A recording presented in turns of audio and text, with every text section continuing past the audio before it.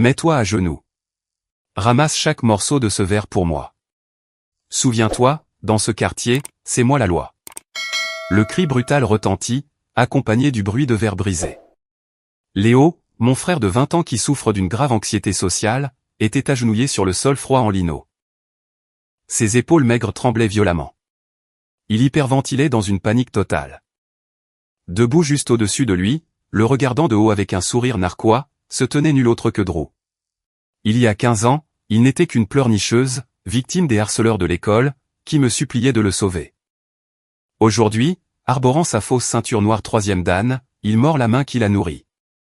Il utilise ce pouvoir imaginaire pour piétiner un gamin fragile, juste pour nourrir son ego malade. Quand je me suis interposé pour protéger Léo, en essayant de faire appel au peu d'humanité et de gratitude qui lui restait, Drew s'est contenté de ricaner. Il m'a regardé avec un mépris absolu. Tu pars à l'armée pour quelques années, et tu te prends pour une sorte de héros. Ta philosophie pathétique des arts martiaux est dépassée. Dis à ton frère de se mettre à genoux et de présenter ses excuses à Maître Drew. Sinon, je vais vous massacrer tous les deux aujourd'hui. Dès que ces mots ont franchi ses lèvres, son disciple de droite a balancé son bras, visant mon visage avec une gifle à pleine puissance. Il jubilait, pensant que je n'étais qu'une grande sœur faible et inutile. Il n'avait aucune idée que, caché sous ce simple coupe-vent, se trouvait l'instinct impitoyable d'une première sergente du commandement des opérations spéciales de l'armée américaine. Quand la main rugueuse de ce voyou s'est retrouvée à exactement 3 cm de ma joue, mon sourire patient a disparu.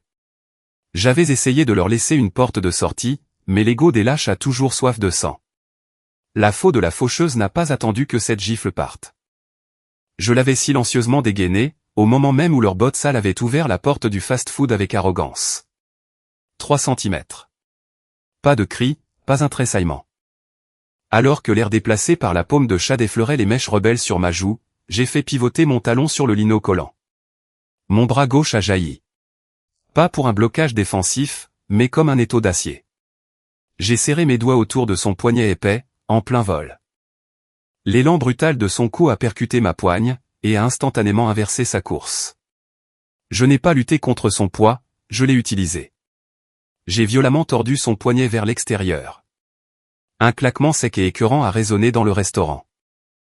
On aurait dit un épais manche à balai se cassant en deux. Les yeux de Chad se sont révulsés. Son sourire arrogant s'est effondré. L'argot ordurier de la rue, qui mourait dans sa gorge, s'est transformé en un hurlement aigu et haletant. Je ne lui ai pas laissé une seule seconde pour assimiler la douleur. J'ai transféré mon centre de gravité dans mes hanches, poussant brusquement son bras luxé vers le haut et derrière son dos. Ma main droite s'est refermée sur l'arrière de sa nuque graisseuse. J'ai violemment poussé son visage vers le bas, directement sur le comptoir en chêne massif. Crac. Le bois lourd a frémi.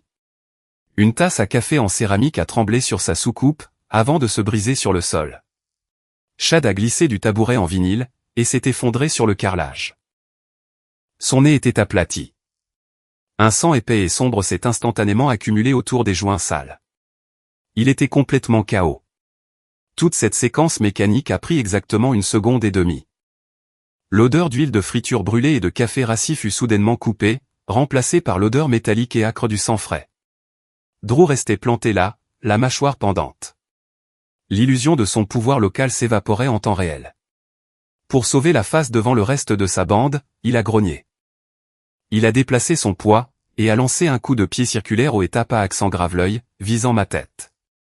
Un tour de passe-passe bon marché. Un mouvement conçu pour les tapis rembourrés, les miroirs et les clients payants, pas pour la vilaine réalité du sol d'un fast-food recouvert de graisse renversée. Je n'ai pas reculé. J'ai glissé vers l'avant, réduisant la distance avant même que sa jambe n'atteigne son apogée. Mon avant-bras s'est fracassé contre son tibia, désaxant complètement son équilibre. Alors que son pied d'appui cherchait désespérément de l'adhérence sur le sol glissant, j'ai enfoncé la paume de ma main droite profondément dans ses côtes flottantes. J'ai senti l'os plier sous ma main. L'onde de choc cinétique pure a comprimé sa cage thoracique. Tout l'oxygène de ses poumons a été expulsé par sa bouche, dans un hoquet humide et pathétique. Les yeux de Drew sont sortis de leurs orbites. Il est tombé. Ses 2 genoux ont claqué lourdement sur le sol dur. Il s'est recroquevillé en se tenant le flanc. Il sifflait et cherchait son souffle, comme un poisson jeté sur du béton sec. Un fin filet de salive a coulé de son menton, jusqu'à la fermeture éclair de sa veste de survêtement hors de prix. Près de l'entrée, ces deux dernières ombres, Brutus et Sly, se sont figées. Le géant et le rat des rues. L'odeur de leur eau de Cologne bon marché s'est soudainement mêlée à la sueur aigre d'une peur bien réelle. Ils ont fixé le sang sur le sol, puis m'ont regardé. Leur posture de dur à cuire a fondu, pour laisser place à une immobilité absolue et rigide. Ils n'ont même pas tressailli. Le fast-food était d'un silence de mort. Le seul bruit était le bourdonnement électrique agaçant de l'enseigne en néon de la vitrine, et les respirations désespérées et haletantes de Drew. Je me tenais parfaitement droite.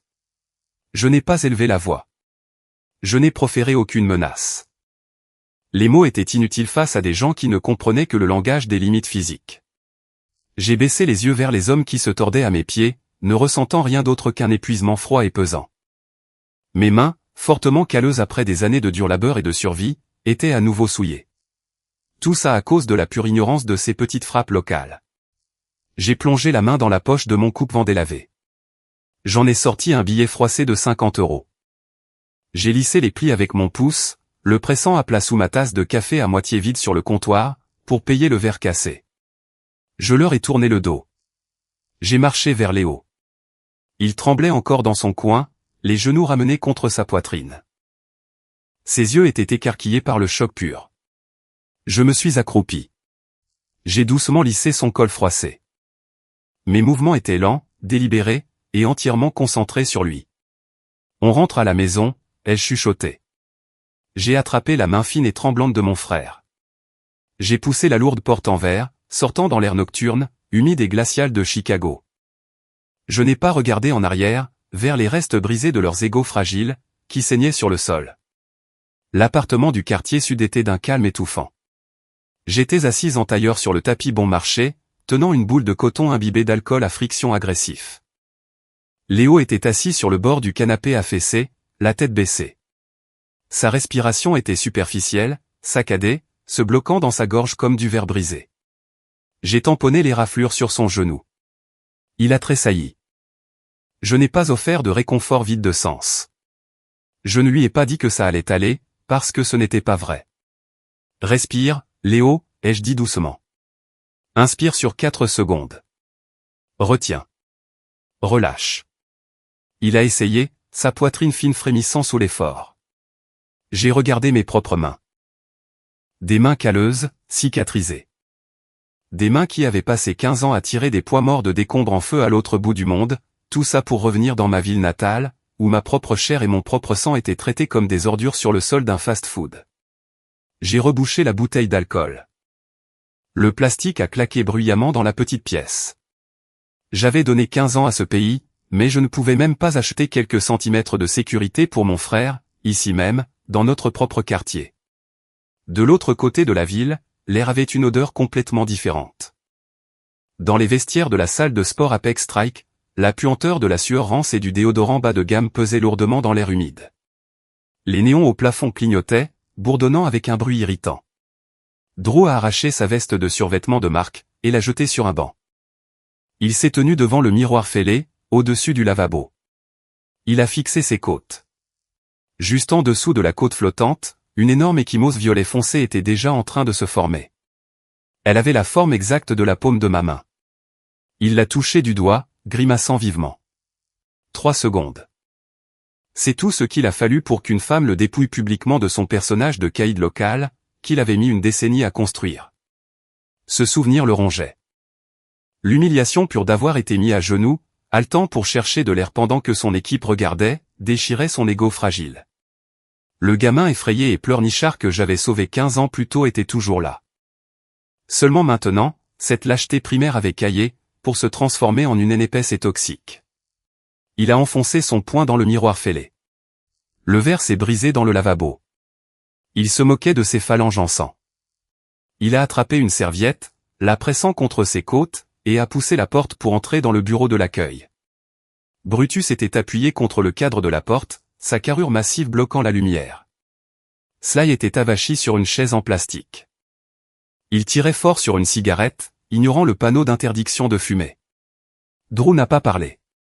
Il a plongé la main dans son sac de sport, en a sorti une épaisse liasse de billets de 100 € et l'a claqué sur le bureau en plaquage bon marché. Brisez-lui les jambes, a grogné Drew, la voix serrée par la douleur dans sa poitrine. Les deux. Sly a recraché un gros nuage de fumée grise, les yeux rivés sur l'argent. Elle est rapide, patron. C'est juste une femme seule qui a eu de la chance, a craché Drew, en se penchant sur le bureau. Dans ces rues, le pouvoir, ce sont les chiffres et l'équipement. Prenez la batte. Prenez le SUV. Je m'en fous de comment vous faites. Assurez-vous juste qu'elle ne marche plus jamais. Brutus a eu un sourire narquois. Il s'est repoussé du cadre de la porte, ses lourdes bottes cognant contre le sol. Il a ramassé l'argent, le fourrant dans la poche intérieure de sa veste en cuir. Considérez que c'est fait. De retour à l'appartement, je me tenais près de la fenêtre. La pluie avait commencé à tomber, froide et implacable contre la vitre. J'ai écarté le rideau décoloré d'une simple fraction, regardant la rue en contrebas. La lueur orange des lampadaires éclairait le trottoir mouillé, qui était vide. Mais mon ventre se serrait. C'était un instinct affûté par des années d'hypervigilance, un poids physique pressant contre ma nuque. J'ai laissé retomber le rideau. J'ai marché jusqu'à la lourde porte en acier. Clic, clic, clac. J'ai fermé le pêne dormant, glissant le troisième verrou en place. Le son métallique a résonné dans le couloir silencieux. À 8 km de là, le lourd moteur d'un SUV noir a rugi, déchirant le calme et la pluie glaciale, se dirigeant droit vers le quartier sud. 22 heures. Je courais à vive allure à travers la zone industrielle abandonnée, poussant mon corps à l'extrême limite. La pluie glaciale fouettait mon visage, piquant mes joues comme de minuscules éclats de verre. Je courais pour épuiser les souvenirs. Pour vider ma tête des choses que j'avais faites, dans des endroits où la terre avait la couleur du sang séché, et où l'air sentait toujours le cuivre lourd. Je voulais juste être une sœur, une personne normale dans une ville normale. Mais cette ville, et les gens toxiques qui l'habitent, ne me laissaient pas laver la crasse de mes mains. Soudain, des phares ont déchiré la rue plongée dans le noir absolu, inondant l'asphalte mouillé d'une lumière jaune aveuglante. Un lourd SUV noir a surgi par derrière. Le moteur, un énorme V8, a rugi, noyant le bruit de la pluie incessante. Le conducteur a donné un violent coup de volant vers la droite. Les pneus lourds ont crissé contre le béton mouillé. Le caoutchouc a brûlé, soulevant une vague d'eau sale et huileuse, alors que le véhicule sautait le trottoir. Il a complètement coupé ma route, me coinçant dans l'angle étroit d'un mur de briques en ruine. L'odeur âcre du caoutchouc brûlé et des gaz d'échappement a instantanément pris le dessus sur l'air froid de la nuit. Je me suis arrêté. Je n'ai pas tressailli. Je n'ai pas reculé, et mon rythme cardiaque n'a pas grimpé. J'ai simplement abaissé mon centre de gravité. J'ai planté fermement mes lourdes bottes sur le béton glissant, laissant mes bras pendre le long de mon corps. 3 lourdes portières de voiture se sont ouvertes simultanément à la volée. Le bruit métallique a ricoché sur les entrepôts vides, comme un coup de feu. Brutus est sorti le premier. 115 kilos de viande pure, d'eau de Cologne bon marché, et de cuir serré, bloquant la lumière du lampadaire. Sly a glissé hors du côté passager. Il frappait une batte en chaîne massive dans sa paume ouverte. Clac, clac. Le bois lourd frappait sa chair mouillée, selon un rythme sourd. Drew est descendu en dernier. Il est resté partiellement caché, derrière la carrure massive de Brutus. Ses yeux étaient écarquillés, nerveux. Plein de cette énergie désespérée et haineuse propre au lâche, qui pense avoir enfin le dessus simplement parce qu'il a amené des renforts. Ils se sont déployés en demi-cercle. 3 loups acculant un chien errant contre un mur de briques. Du moins, c'est ce qu'ils croyaient. Mes yeux les ont balayés, non pas avec peur, mais avec une précision clinique et froide. J'ai traité les variables mécaniques en une fraction de seconde. Brutus se tenait debout, son poids reposant entièrement sur ses talons. Il avait la masse d'une boule de démolition, mais 0 vitesse explosive. S'il se jetait en avant, son propre poids trahirait son équilibre. Sly serrait la batte beaucoup trop fort. Son pouce était enroulé maladroitement sur son index. Un alignement articulaire terrible. S'il frappait quelque chose de solide, l'onde de choc fracasserait sa propre main, bien avant de briser le moindre de mes os. Drew respirait superficiellement par la bouche. Il ménageait son côté gauche, la posture légèrement voûtée. La côte que je lui avais fêlée plutôt limitait sévèrement son apport en oxygène. Il était déjà à moitié asphyxié, avant même que le combat ne commence. J'ai porté la main à mon poignet. J'ai détaché ma lourde montre G-Shock, et je l'ai glissée dans ma poche pour qu'elle ne s'accroche à rien. J'ai dézippé mon coupe-vent, le laissant glisser de mes épaules pour tomber lourdement dans une flaque de boue, à mes pieds. La pluie glaciale a instantanément transpercé mon fin t-shirt gris. Il m'a collé à la peau, me glaçant jusqu'à la moelle. On n'est pas dans ta salle de sport, Drew. Ma voix a tranché le bruit de la pluie. Plate, lourde. Tu amènes des armes pour bloquer une rue. Les règles de politesse s'arrêtent ici. Drew a craché un glavio de salive sur le béton mouillé.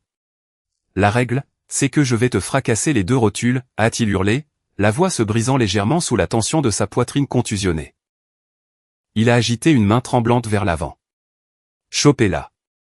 Sly n'a pas chargé droit devant. Il a voûté les épaules, serrant fermement la batte en chaîne, un sourire mauvais s'étalant sur son visage. Il a commencé à glisser sur le côté, ses lourdes bottes pataugeant doucement dans les flaques sombres et huileuses. Il sortait de l'éclat aveuglant des phares, se glissant délibérément dans les ombres mouvantes projetées par l'immense SUV. Il tournait autour, avançant à pas de loup, se plaçant dans mon angle mort. Sly Miller s'est glissé entièrement dans l'ombre épaisse projetée par le véhicule noir. Il a agrippé le manche de la lourde batte. Il serrait le bois si fort que ses jointures sont devenues d'un blanc maladif, sous la lumière du lampadaire. Il a planté son pied arrière, mettant tout le poids de son épaule dans un large mouvement de balancier vers le bas. Il visait droit sur ma nuque. Il avait l'intention de m'enfoncer le crâne, et de me laisser pour morte dans l'eau boueuse. Le bois lourd a fendu l'air froid. Un sifflement aigu et glacial a déchiré l'air, près de mon oreille. Il pensait qu'il m'avait. Il pensait que l'angle mort lui appartenait. Mais la mémoire musculaire, forgée dans des endroits d'où les gens ne reviennent jamais entiers, ne permet pas d'avoir des angles morts. La survie n'est pas quelque chose qu'on allume et qu'on éteint. C'est en nous, un point c'est tout. Un dixième de seconde avant que la batte en chaîne ne touche mes cheveux mouillés, la physique a pris le relais. Je ne me suis pas retourné. J'ai abaissé mes hanches, pliant brusquement les genoux pour baisser mon centre de gravité. J'ai pivoté sur le béton mouillé, glissant tout mon torse sous l'arc mortel de la batte en mouvement. Au même instant, ma main gauche a jailli. J'ai refermé mes doigts autour de son poignet droit, pile là où son pouls battait à cause d'une adrénaline bon marché. Je n'ai pas essayé d'arrêter son coup. Je le lui ai volé. En utilisant son propre élan violent, j'ai tiré brutalement sur son bras, l'entraînant vers l'avant. L'accélération soudaine a détruit son centre d'équilibre. Sly a trébuché, ses lourdes bottes dérapant inutilement sur l'asphalte glissant et huileux. Avant même qu'il ne puisse réaliser qu'il tombait, je me suis rapproché.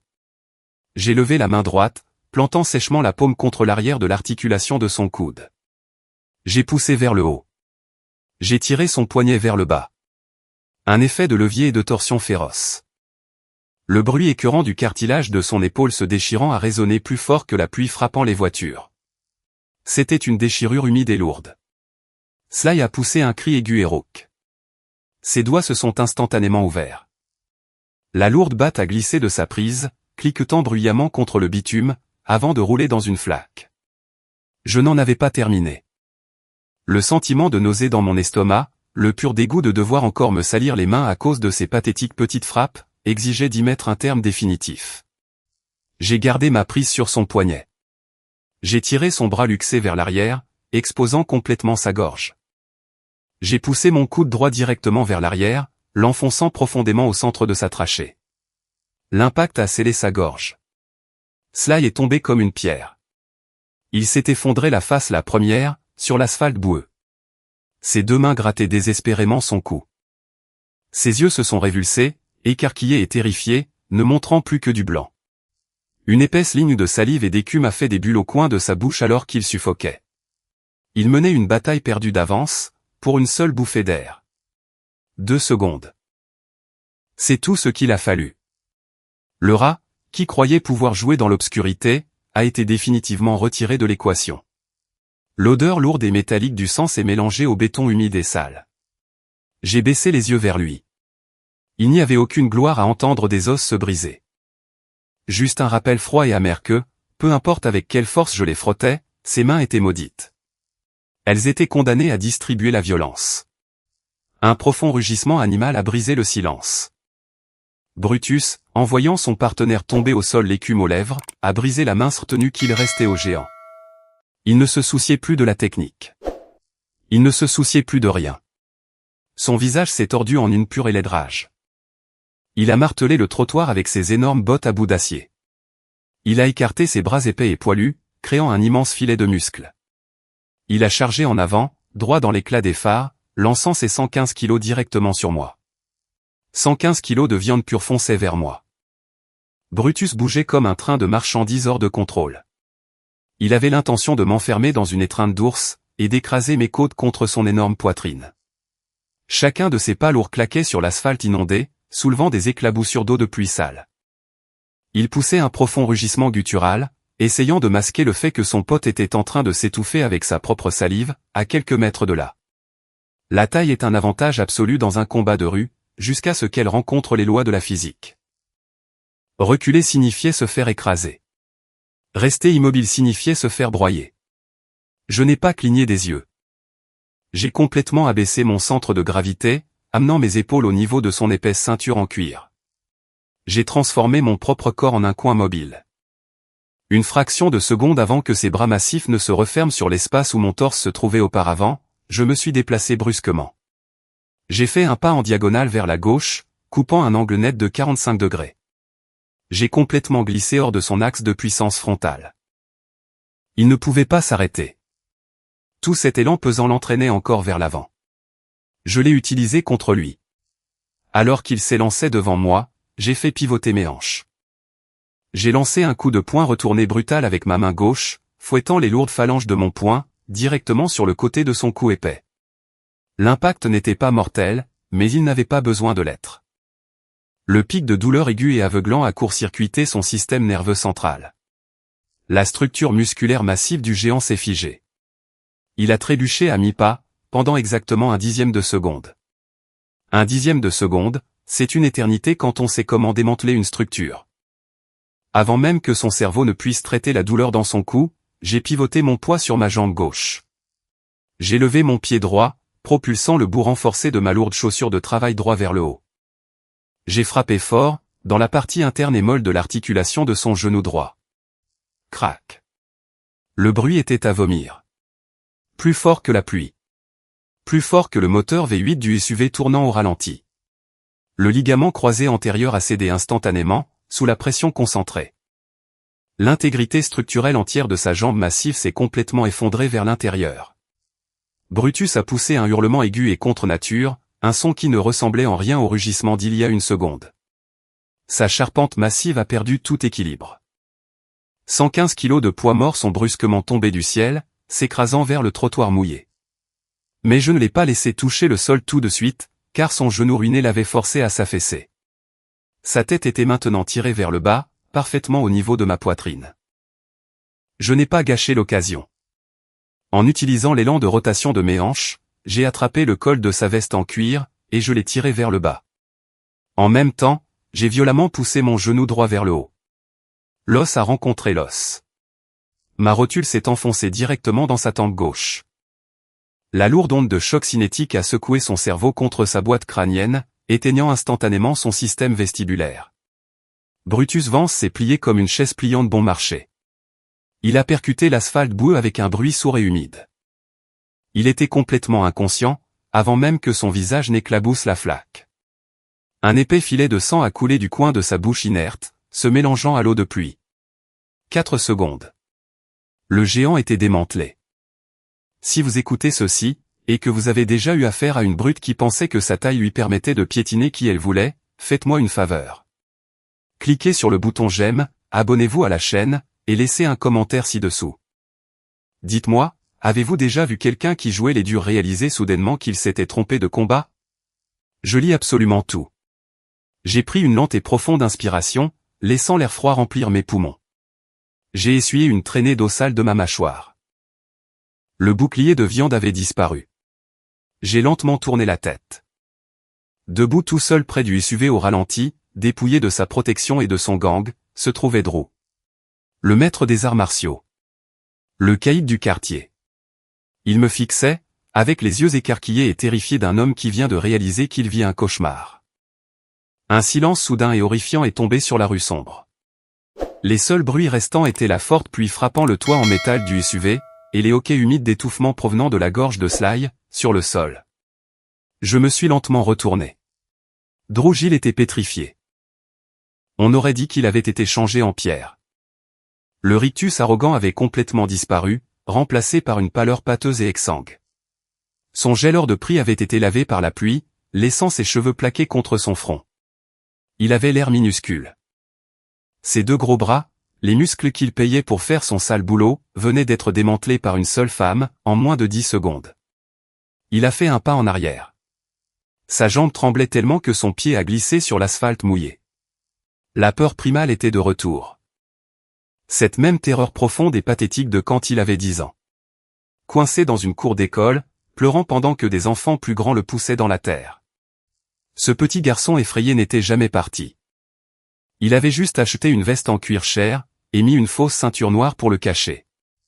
Son corps l'a trahi. Son sphincter a complètement relâché. Une tache jaune foncée s'est propagée rapidement sur le devant de son pantalon de survêtement gris. L'odeur acide et piquante de l'urine chaude s'est instantanément mélangée à la pluie froide et à la boue sale de la rue industrielle. Le sommet absolu de l'humiliation. Ses genoux ont lâché. Il s'est effondré en arrière, atterrissant lourdement dans une flaque de sa propre création. Il n'a pas essayé de se relever. Il a juste reculé en marchant en crabe, ses mains grattant désespérément le gravier rugueux. Ses yeux étaient écarquillés, et complètement détraqués. Sa mâchoire tremblait. Il a ouvert la bouche, mais seul un gémissement aigu et pathétique en est sorti. Il suppliait. Je ne l'ai pas brusqué. Je n'ai pas levé les poings. J'ai marché vers lui, à pas lents et lourd. Les semelles épaisses de mes bottes crissaient bruyamment contre le gravier. La violence physique était trop facile pour un gars comme Drew. Le frapper à nouveau ne lui donnerait qu'une excuse pour jouer les victimes plus tard. La seule façon d'arrêter définitivement un tyran, c'est de briser l'illusion de pouvoir qu'il s'est construite dans sa propre tête. Il faut briser le miroir dans lequel il se regarde chaque matin. Je me suis arrêté juste devant lui. J'ai baissé les yeux vers cet homme pathétique, trempé de pisse, qui grelottait dans la boue. Je ne ressentais plus une once de colère. Juste un dégoût profond et lourd envers une société qui laisse des enfants brisés grandir, pour devenir des lâches bruyants et dangereux. Je me suis penché. J'ai attrapé une poignée du col en cuir cher de sa veste. Je l'ai hissé vers le haut, jusqu'à ce que son visage soit à quelques centimètres du mien. Son haleine sentait la bière éventée, et la panique pure. Il tremblait si fort que ses dents claquaient. « Regarde-moi, Drew », ai-je dit. Ma voix était un grondement bas et monocorde. Il a fermé les yeux très fort, détournant la tête, pleurant ouvertement à présent. J'ai dit, « Regarde-moi ». J'ai tiré sur son col d'un coup sec, le forçant à croiser mon regard. Il y a 15 ans, tu m'as supplié de t'apprendre à te battre, pour que tu n'aies plus jamais à pleurer dans la terre, ai-je dit lentement, laissant chaque mot s'enfoncer profondément dans son cerveau. Mais regarde-toi, maintenant.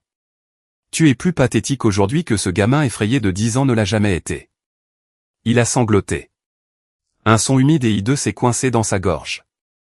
La violence et les cris ne cachent pas le lâche qui est à l'intérieur, Drew, ai-je chuchoté, mes mots le frappant comme une masse. Ils ne font que braquer les projecteurs dessus. J'ai regardé les derniers morceaux restants de son faux ego se désintégrer complètement. Le dur à cuire était mort.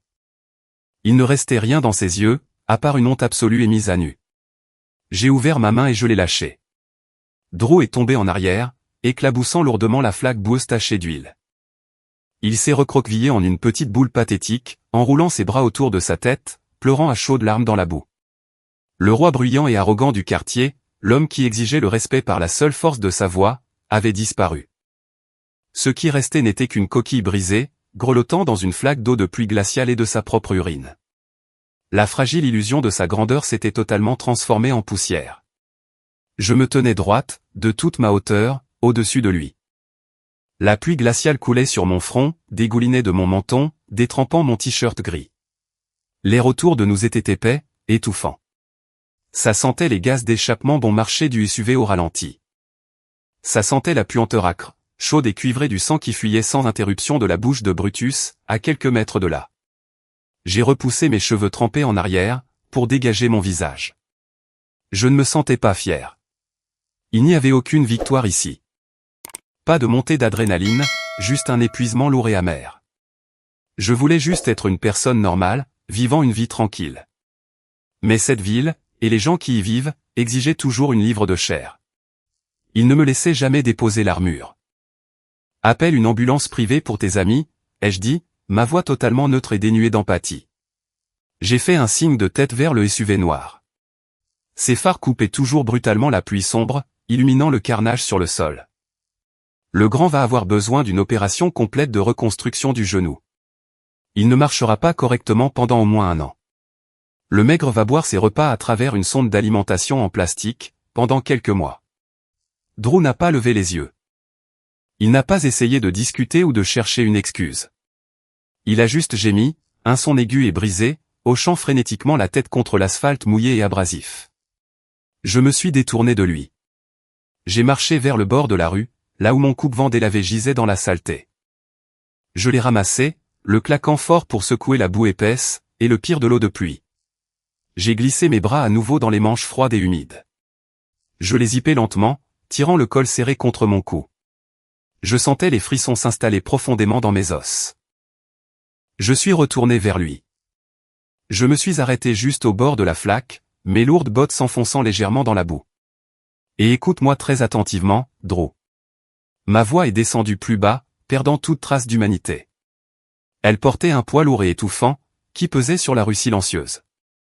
Si jamais je revois ton visage n'importe où près du fast-food de Martha, ou si tu oses même regarder dans la direction de mon frère. J'ai fait une pause. Je n'ai pas crié. Je n'en avais pas besoin. Le silence a fait le plus gros du travail pour moi.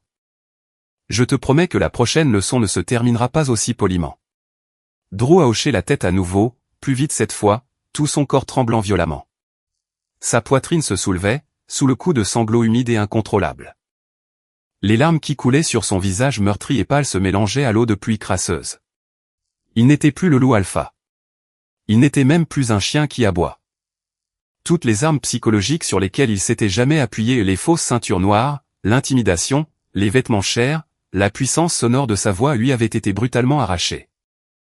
Il était réduit à son essence absolue, un lâche terrifié et impuissant, fixant une réalité qu'il ne pourrait jamais, au grand jamais, contrôler. Je n'ai pas attendu qu'il parle. Il n'avait plus rien à dire, et il n'y avait rien que je voulais entendre. Le travail était fait. La menace était terminée. La limite avait été tracée de façon permanente, dans le sang et le cartilage brisé. Je lui ai tourné le dos. J'ai commencé à marcher, mes lourdes bottes crissant bruyamment contre le gravier meuble. Je me suis dirigé tout droit, au centre de la sombre rue industrielle, avançant vers la faible lueur jaune des lumières lointaines de la ville. Derrière moi, le bruit du moteur V8 au ralenti bourdonnait régulièrement dans la nuit froide. En dessous, les gémissements pathétiques et atroces des gros bras qu'il avait embauchés se sont lentement fondus dans le décor. Je n'ai pas tourné la tête pour regarder en arrière. Je me fichais de savoir comment ils allaient rentrer chez eux, ou comment ils allaient expliquer le sang et les os fracassés aux ambulanciers. Je les ai laissés dans l'obscurité, entièrement seuls. Forcés de s'asseoir dans la boue froide, et d'affronter enfin les conséquences brutales et irréversibles de leur propre arrogance. J'ai marché sur plus de 3 kilomètres. La forte pluie a finalement commencé à se calmer, se transformant en une bruine glaciale et misérable. Le vent violent, soufflant du lac Michigan, coupait à travers mes vêtements mouillés, glaçant ma peau. Mais sous le coupe-vent humide, mon corps bouillonnait encore de chaleur. L'adrénaline se drainait lentement de mon système, laissant derrière elle une douleur lourde et sourde dans mes muscles. Mon rythme cardiaque est retombé à une cadence lente, régulière et calme. Droit devant, l'enseigne en néon blanc aveuglant d'une supérette ouverte 24 heures sur 24 a percé la pénombre déprimante du parc industriel du sud de Chicago. J'ai poussé la porte vitrée. Ding dong. Le carillon électronique bon marché a annoncé mon arrivée. Le caissier de nuit, un type fatigué en polo délavé, somnolait derrière le comptoir. Il a à peine entrouvert un œil pour regarder la femme trempée qui entrait dans son magasin. Ici, personne ne posait de questions. Les gens voulaient juste survivre à leur service, et rentrer chez eux. J'ai marché droit vers le fond du magasin. J'ai dépassé les rangées de boîtes de conserve poussiéreuses, et j'ai poussé la porte des petites toilettes. J'ai tourné le robinet en métal rouillé. L'eau est sortie glaciale.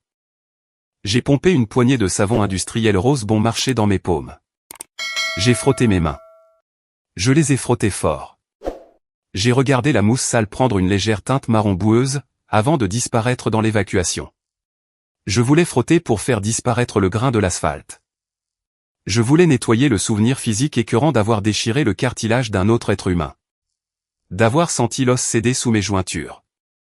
J'ai levé les yeux vers le miroir rayé, au-dessus du lavabo. La machine froide et au regard vide, qui avait démantelé 3 hommes dans le noir, avait disparu. La femme qui me rendait mon regard avait juste l'air épuisé jusqu'à la moelle. Les lourdes poches sous mes yeux portaient le poids d'une décennie et demie de violence. J'ai séché mes mains sur une serviette en papier rêche, et je suis retourné sous la lumière crue des néons du magasin. Je suis allé directement au coin café en libre-service. J'ai attrapé un gobelet en polystyrène bon marché, et je l'ai rempli à ras-bord de café filtre amer et brûlé. La chaleur a filtré à travers le fin gobelet, réchauffant mes paumes gelées. J'ai marché vers le rayon des encas. J'ai pris une boîte en carton de pop-tart givré à la fraise. Du pur sucre transformé, et du colorant alimentaire artificiel. C'était exactement le genre de malbouffe bon marché que Léo réclamait toujours, chaque fois que son anxiété montait en flèche. Un petit réconfort pathétique, dans un monde qui le recrachait constamment. J'ai posé le café et la boîte de pâtisserie sur le comptoir.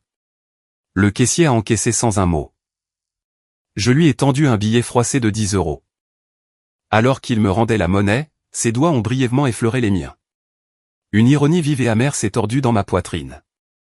Ces mêmes mains, qui avaient impitoyablement fracassé le genou d'un homme il y a moins d'1 heure, tenaient maintenant doucement un sac en plastique rempli de pâtisserie à la fraise, pour mon petit frère. La dualité de ma vie ressemblait à une mauvaise blague. Je suis sorti du magasin, enroulant mes mains froides autour du gobelet de café brûlant. Si vous écoutez ceci en ce moment, et que vous savez ce que c'est que de porter le lourd fardeau de protéger votre famille tout seul. Devoir faire les choses dures et laides que personne d'autre ne fera, juste pour les garder en sécurité. Cliquez sur le bouton j'aime, et abonnez-vous à la chaîne. Laissez un commentaire ci-dessous et dites-moi. Quelle est la chose toute simple que vous faites, pour vous calmer après une journée complètement épuisante? Je veux lire vos histoires. La pluie avait enfin cessé. Les lampadaires cassés jetaient de longs reflets orange, à travers les profondes flaques du trottoir fissuré. J'ai pris une gorgée lente du café noir amer. Il avait un goût de cendre brûlée, mais la chaleur faisait du bien dans ma poitrine. J'ai entamé la longue marche du retour, vers mon complexe d'appartements bon marché. Je savais que derrière l'une de ces fenêtres sombres à barreaux, un gamin maigrichon de 20 ans gardait la lumière allumée, et attendait que sa sœur rentre à la maison. J'ai glissé la clé en métal dans le pêne dormant. Je l'ai tournée 2 fois. La lourde porte en acier de notre appartement a pivoté vers l'intérieur, avec un grincement fort et familier que je n'avais jamais pris la peine de huiler. C'était un système d'alarme intégré. À l'intérieur, le petit salon était silencieux. Il était chargé de l'odeur entêtante d'une lessive industrielle bon marché à la lavande. C'était une odeur que je détestais, mais c'était la seule qui couvrait la fumée de cigarettes froides, s'infiltrant à travers les murs fins de nos voisins. Léo était assis sur le bord du canapé vert olive affaissé. Il avait les genoux remontés contre sa poitrine, complètement enveloppé dans une couverture polaire délavée. Ses yeux étaient collés à l'écran de télévision. Ça passait un dessin animé de fin de soirée, mais le son était complètement coupé. Il faisait souvent ça. Les couleurs clignotantes le distrayaient, mais les bruits soudains des publicités faisaient toujours grimper son anxiété en flèche. Quand il a entendu la lourde porte se fermer et se verrouiller derrière moi, il a tressailli. Mais ensuite, il a levé les yeux. Les lignes tendues et paniquées autour de ses yeux se sont instantanément adoucies. Une vague de soulagement visible a balayé ses épaules maigres. « Tu es en retard », a dit Léo doucement. Sa voix portait encore un léger tremblement. C'était un écho persistant de l'attaque de panique survenue au fast-food, plus tôt dans l'après-midi. J'ai dû faire un arrêt au magasin, ai-je dit. J'ai forcé la tension à quitter ma mâchoire. J'ai laissé un vrai sourire fatigué traverser mon visage, en sortant la boîte en carton du sac plastique. J'ai apporté un pot de vin pour un gars qui a travaillé très dur aujourd'hui. J'ai jeté la boîte sur la table basse ébréchée. Des pop-tarts givrés à la fraise. Les yeux de Léo se sont illuminés. Il s'est dépêtré de la couverture, tendant les 2 mains vers la boîte. Pendant une brève seconde, il ressemblait exactement au gamin normal de 20 ans qu'il méritait d'être. Pas une terminaison nerveuse fragile, constamment terrifié par sa propre ombre. Je lui ai tourné le dos, levant les bras pour décoller le lourd coupe-vent humide de mes épaules. « Ta main » a soudainement dit Léo. Le bruissement de l'emballage en aluminium s'est arrêté. Je me suis figé. J'ai baissé les yeux vers ma main gauche. Les phalanges étaient fendues et enflées. Un rouge profond et féroce s'épanouissait sur la peau. C'était l'endroit exact qui avait absorbé l'impact brutal d'avoir brisé en deux l'articulation de l'épaule d'un homme adulte. « Qu'est-ce qui est arrivé à ta main, Lucie ?» a-t-il demandé, la voix se serrant à nouveau, la panique commençant à ramper de nouveau dans sa gorge. Il détestait la violence. Il détestait encore plus l'idée que je sois blessé. Je n'ai pas hésité. J'ai calmement frotté mon pouce sur la peau meurtrie, cachant le pire de l'enflure à sa vue. J'ai trébuché pendant que je courais, ai-je dit, ma voix parfaitement plate et assurée. J'ai glissé sur du béton mouillé, en essayant d'éviter une flaque. Je me suis égratigné. Ce n'est rien. Je me suis retourné, gardant mes mains fourrées profondément dans les poches de mon jean humide. Je ne voulais pas qu'il sache. Il n'avait pas besoin de savoir. Il n'avait pas besoin de porter le poids lourd et étouffant de savoir exactement ce dont sa sœur était capable, dans l'obscurité. Je ne pouvais pas réparer le déséquilibre chimique de son cerveau. Et je n'avais pas les moyens de lui payer la thérapie coûteuse dont il avait réellement besoin. La seule chose que je pouvais faire, c'était construire un mur physique entre lui et la vilaine réalité de ce quartier. J'ai marché jusqu'au canapé. J'ai tendu la main, et j'ai doucement ébouriffé ses cheveux en désordre. Il s'est appuyé contre ma main, fermant les yeux une seconde. « Mange ta malbouffe », lui ai-je dit doucement. « Je vais préparer du thé. » J'ai marché dans la minuscule cuisine exiguë. J'ai allumé la cuisinière électrique. La spirale a lentement rougeoyé, d'un rouge sourd et colérique. Je me suis appuyé contre le comptoir en formica bon marché, regardant à travers l'étroite embrasure de la porte vers le salon. Léo prenait une énorme bouchée de la pâtisserie sucrée. Ses yeux étaient de nouveau fixés sur les dessins animés silencieux. Il avait l'air en sécurité. Il avait l'air complètement en paix. J'ai baissé les yeux vers mes mains meurtries et tremblantes. La douleur sourde et lancinante de mes jointures s'est ravivée. Mais j'ai simplement serré les poings. Chaque os brisé, chaque once de boue, chaque goutte de sang que j'avais laissée dans cette rue ce soir, en valait absolument la peine. Je me suis réveillé bien avant que le soleil n'essaie même de percer les nuages. Le ciel de Chicago était encore d'un gris industriel lourd, mais la violente tempête de pluie de la nuit dernière avait enfin disparu. Elle avait lavé l'épaisse couche de saleté, d'huile et de crasse des rues. Le béton fissuré avait maintenant un aspect brut, et étonnamment propre. J'ai marché silencieusement dans le petit salon, en faisant attention à ce que le plancher ne grince pas sous mes pieds nus. Léo était toujours profondément endormi sur le canapé vert olive affaissé. Son visage était complètement détendu. Son menton était enfoui profondément dans le col de sa couverture polaire délavée. Pas de retournement, pas d'agitation, pas de cauchemar paniqué l'étouffant dans le noir. Plus tard dans la journée, l'enseigne en néon bourdonnante du fast-food de Martha se rallumerait. Mon frère franchirait ses lourdes portes en verre, nouerait son tablier taché autour de sa taille, et irait travailler. Et il serait totalement en sécurité. Personne n'oserait plus jamais le toucher. La limite avait été posée. J'ai marché dans la cuisine exiguë, et j'ai allumé la cafetière bon marché. Elle a crachoté et sifflé, faisant goûter un liquide sombre et amer dans la verseuse en verre rayé. Je m'en suis versé une tasse dans un mug épais en céramique. J'ai enroulé mes deux mains autour, laissant la chaleur intense pénétrer mes phalanges meurtries et raides. J'ai appuyé mon épaule contre le cadre froid de la fenêtre, regardant le quartier se réveiller lentement. Un lourd camion poubelle a grondé, descendant la rue vide. Mon esprit a dérivé vers Drew. J'ai pensé à sa veste en cuir chair. À sa fausse ceinture noire. À sa grande gueule, et au regard pathétique et terrifié dans ses yeux, quand il était assis dans la boue glaciale. Le monde est fortement peuplé d'hommes exactement comme lui. Il compte sur une intimidation physique bon marché, des insultes bruyantes, et un bruit agressif constant. Ils utilisent tout cela comme un bouclier désespéré, pour dissimuler une réalité misérable. Ils sont incroyablement faibles, profondément peu sûrs d'eux, et terrifiés par leur propre ombre. 15 ans passés à porter un uniforme m'ont appris une vérité dure et laide sur la nature humaine. La grandeur ne crie jamais. Elle n'en a jamais besoin. Le vrai pouvoir ne se mesure pas au nombre d'os que vous pouvez briser dans une ruelle sombre, ni au poids de vos bottes. Le vrai pouvoir, c'est le contrôle absolu et incassable de vos propres instincts primaires. C'est avoir la capacité physique de mettre un homme en pièces, mais garder ce monstre violent enfermé dans une lourde cage, et ne le laisser sortir que pour protéger les personnes qui ne peuvent pas se protéger elles-mêmes. J'aurais facilement pu briser la nuque de Drew dans cette flaque, la nuit dernière.